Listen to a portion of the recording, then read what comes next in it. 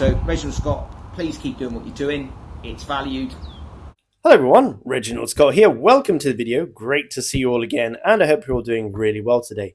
Thank you so much for clicking on my video today. It's quite a nice video, so please do like, subscribe, hit that notification bell, share with a friend, and of course comment below. And if you feel inclined to do so, if you're feeling generous, please do check out the Buy Me a Coffee page, links below, where you can buy the products that I sell or indeed just make a donation. Thank you very much. Right, on with the video. So today I want to have a moment to give my love and affection to those of you out there who are still doggedly sticking to the butyl inner tube, the ever present and ubiquitous butyl tube. I'm not entirely sure when this was invented. Hang on a minute, Google, when was the butyl tube invented? That date over there. Okay, jolly good. That's nice to know. But why not stick with the butyl tube? That's a very good question. A lot of people in my comment section, when I talk about TPU or other forms of, getting air into your tires, they all say, you know what, I'm just going to stick with the butyl tube. These things are inexpensive. They're very durable. They're very reliable. They're easy to change in and out of your tire. It's no faff, right? No faff. With TPU, there's faff. There is some faff with TPU. Now, I love TPU. And I said that I would never go back to butyl tubes. And then recently, I did actually go back to butyl tubes. I know. Remember, Sally, when I promised to kill you last? That's right, Major. You did. I lied. There is a very special reason why I did this. And the reason was that my TPU tubes were getting stretched out. Yeah, not nice. By the fat tires that I was testing. And I found that after a while, it was actually damaging my TPU tubes because they were having to really stretch in order to fit the larger volume tires. And then those tubes became unusable for my narrower tires, which I usually run. Whereas these things, they stretch really, really well. And they do, in fact, fit a 28 and go back to original size. So just for the testing of those Michelin tires that I've been testing, I ended up going back to butyl tubes. But what I want to show you today is a really good way of repairing these tubes, okay? And it was purely by chance that I discovered this. It was not my intention at all. So basically, I was looking around the internet for things to repair my leather shoes. So I had a bunch of leather shoes that I brought with me from the UK to Brunei. And when I brought them from the UK to Brunei and left them in a cupboard for a few months, I opened the boxes and all the rubber soles on these lovely Italian leather shoes and English leather shoes had all basically just deteriorated to the point of no longer existing. I didn't know that that was a thing, that like fractions of soles were a thing. See, there's a middle ground to be found here. I'm fair. I'm not trying to rip anybody off. I went on a hunt to try and find the stuff necessary to repair them. And one of the things I bought was this, which is a needle and thread set, for restitching soles. And another thing I decided to buy was this, which is a Chinese tire repair glue. If you type in this number here on Google, this thing will appear like a rash across your screen. It's everywhere, but I got mine off AliExpress and I actually overpaid for it. I paid around $11 for this. You can get it for as little as $8, and that is actually a really good deal. Which I will explain in a moment. So anyway, it is primarily used as a tire repair glue, but I thought I need something like a black glue to help me glue rubber soles to things. And then later on, like I say, when I got a puncture on one of my butyl tubes, I thought, I wonder if this stuff could patch that hole up on the butyl tube. Then I wouldn't need to use a traditional patch kit like one of these. Now these things are a pain in the backside. This one I bought was super cheap and all the patches have been absolutely abysmal on it, so it was a complete waste of money. And they never give you enough glue as well, so the glue always ends up being either completely used up and you've still got patches left, or worst of all, you open it, you do one patch and then you close the lid, and because these cheap lids and things are so rubbish, it dries out on you. So when you go to use it again, it's completely dry. This is much less faff. Let me show you how it works. So this, interestingly enough, was a puncture I got not so long ago. And this was just a hole. It was like a piece of metal went through, made a hole. And all I did, like I say, was pop the lid off, applied some of this stuff to the surface of the tube after sanding Sand the tube first, of course, make sure it's nice and clean. And yeah, it sealed up the hole, and as you can see, this tube is holding air. But that's not even the best part. When I got this puncture, as the volume of air went down in my tyre, it became so low, and I was traveling at such high speed when this happened. I was going at like 57 kilometers an hour down a hill, and there was like chunks of rocks and things everywhere on the road. There was like lots of gravel and debris on the road. As I got this puncture, and then I pinch flattered as well at the same time. So when I got home and checked the tube, I had one puncture here and I had a snake bite here. I find snake bites incredibly hard to patch, because what happens is, quite often the bite is so far apart that when you try and, let me just pull one of these off here or something. There we go. Just so I can pretend. When you try and apply the patch, the air just sort of seeps out one of the sides, or you can never quite get the patch to cover both of the cuts properly. And it becomes weakened as well, because you're splitting two cuts between one patch. And then sometimes if you try and patch like two over the top of each other, that also doesn't work, because the air just escapes up the middle. So I have very little success with repairing snake bites normally. But this did the trick. Again, I just took the lid off, applied some in the holes of the snake bite, and then all around the snake bite, and Bob's your uncle, after letting it dry, this tube is holding air again. And this stuff is extremely difficult to get off. So here is a demonstration piece that I have cut off and been playing with. And this is the glue, or the bonding agent, whatever you might want to call it, onto this butyl tube. And I'm wondering if there's some kind of vulcanization going on here, because it really bonds to this material incredibly well. Like if I grab a piece of this and try and pull it off, I can like get surface bits, but I can't actually unstick the material from the tube. It's like almost become completely attached. You can cut it off with a knife, but it's really hard to pull off. Now this one here is another test I did. I punctured a hole in this piece of tube, and I want to show you the inside. So what I do when I'm patching these holes is I actually squeeze a bit of the glue through the hole. You can actually see here where on the inside of this tube the glue has gone through, and it's kind of touched the other wall of the tube. So that is actually where I've squeezed through a bit of the glue. That bonds it on the inside of the tube to stop the hole from opening, and then the cap finishes it off so that you get a really good seal. And a good other thing about this is it's really stretchy. Look, I can stretch it all I want. Look at that. Let me stretch it really far. Ta-da! And it's not coming off. How amazing is that? So this works fantastically well. I'm going to demonstrate it for you now, just so you can see it working and how I do it. This is not an instant fix. It does take a while to set. To get it so you can touch it, I would say about 5 minutes to touch dry, and then 30 minutes for, getting to properly dry. But for me, I leave it overnight before I then use the tube again. So here is my hole. First things first is we're going to sand it down. Give it a really good sanding. The other thing I find with repairing butyl tubes as well, if you use the patches, you really have to get all the ridges and the molding marks off the tube, because the patches, if there's any kind of lump or anything there, they don't stick well. This stuff sticks really well even with the lumps. It doesn't seem to care. So anyway, give that a good cleaning off and smoothing down. There we go. So now I'm ready to apply the glue.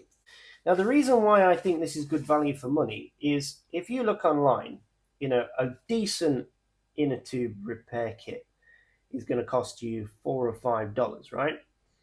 And this stuff for $8, which you can pick it up for, or like say you can get a bundle deal with some of it, is only, a little bit more expensive, and you get so much of it. I could do so many tire repairs with this and still not run out. Right, so you find your hole, and then you stretch it a bit, and you stick the nozzle inside the hole, like that. And you squeeze a little bit into it and draw it back. See, now I've injected a little bead of the glue inside at the back of this. Now I'm going to build up the patch. Now the patch that we're making needs to be about similar thickness to an actual patch, maybe even a little bit thicker. But that's okay because we've got plenty of this glue. So I just sort of do rings like this. And for a small hole, it doesn't really need to be that big a ring. It may be less than the size of a 5p piece, something like that, or a penny.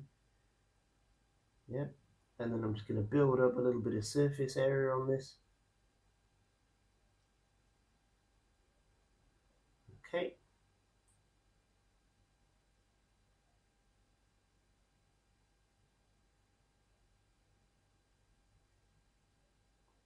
There we go. That's it. Job done. Super. All right, moving on to the next thing.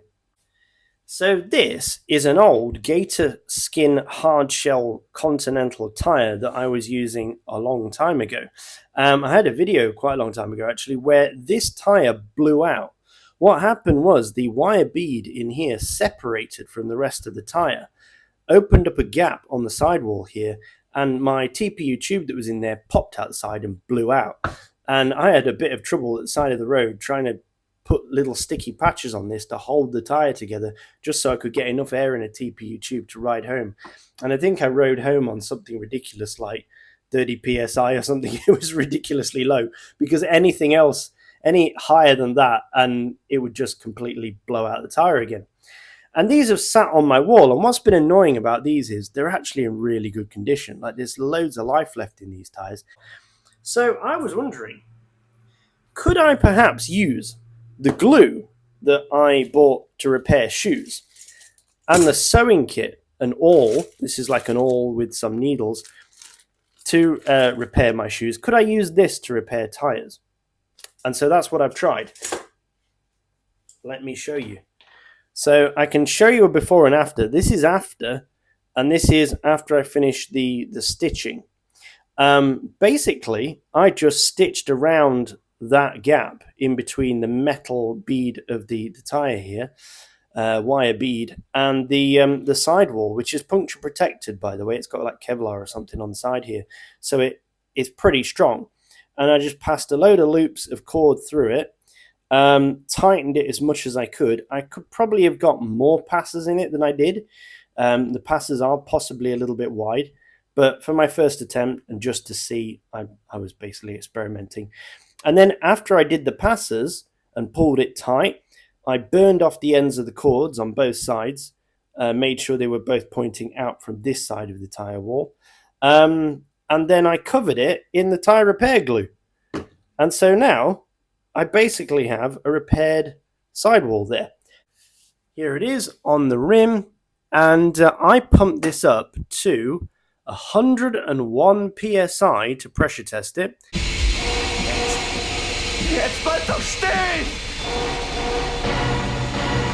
Left it in the workshop for an hour, went away, did something else, came back, and it hasn't exploded. This is where the repair is, and you can barely see it because most of the stitching and everything is under the rim here. Now, my main concern was that it wouldn't hook in properly, but I think the stitches have actually squashed down, and so it's hooking quite nicely. There doesn't appear to be any bulge or anything in the tire. It looks pretty much normal, other than this small amount of glue you can see poking out here. There's really nothing to tell you that this has been repaired, so I'm pretty happy with that so far. I've dropped the pressure down to 94 psi, which is what I generally run the front tire on my bike with. This is a 25mm, not a 23 though, so I believe. So maybe 95 is a little bit, 94, sorry, is a little bit high. Yeah, it is a 25mm.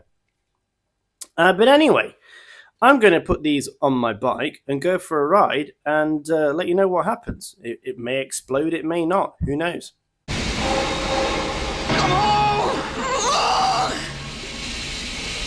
Okay folks, I've just come back from a test ride on the repaired inner tube and the repaired tyre. So I had to mark up on the tyre where the repair is because it's basically impossible to see.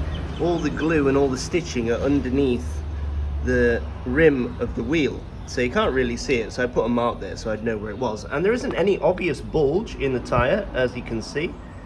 It looks really good, looks like the repair has been pretty decent.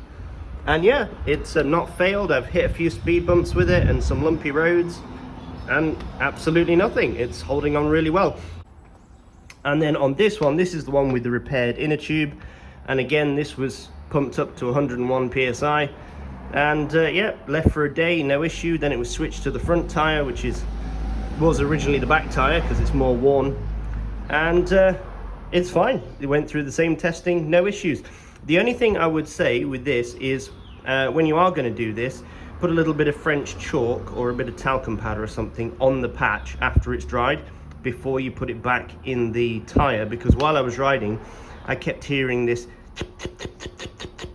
kind of noise as the tyre was going around, because every time it went over the patch is slightly sticky or gummy. And you know, it's fully dried, but just it touching the rubber of the inside of the tyre, it made kind of a sticky noise. So yeah, just put a little bit of French chalk on it and it'll be fine. Yeah, I also used it to repair the actual tread of the tyre. So this had a really nasty slit in it, and I just shoved the nozzle in, squeezed a bit of the repair sealant in there, stuck that slit down, and then patched it over with a bit more of the goo, and yeah, there we go, that slit is now gone. And once that goo is worn off a little bit, it'll completely match the rest of the tyre and you won't even be able to see it. Super. So I am really glad I found this completely by mistake. It's definitely going to revolutionize the way I repair butyl tubes when I come to repair butyl tubes. I actually still do use butyl tubes in my gravel slash shopping bike, because I use very large tube sizes for that, and it's just cheap to buy large butyl tubes and run city tires on that bike and gravel tires on that bike. And actually, you know, in all the times I've been gravel riding out in the sticks, way out into the rainforest and things, I've never had a puncture. Possibly because I use really good quality Continental AT and city tires, which have really high puncture resistance. But there you go, super. I mean, as well, I can think of another thing with this. If you are doing like bike packing, for example, this would be quite a useful thing to carry with you. If you're doing like a trek across the entire world, I reckon this would be better than taking just a patch kit, because, you know, you would obviously have spare tubes that you would switch in and out your tires, but potentially this could repair more than your patch kit, and it's more likely to be a good patch. I don't know, what do you think? Is it better than a patch kit, or is a patch kit still the better option for a long distance touring ride or around the world kind of ride? Anyway, super stuff. Thank you very much for watching. Hope that was useful to you. And as always, folks, ride safe. Bye-bye. You know, when you came in, I was watching a Reginald Scott video. I didn't know that. Yeah, the video. Yeah, I was just watching. I really like Reginald. Yeah, it's a great guy. It's very funny. I watch all his videos. I watch all the videos of Reginald, George,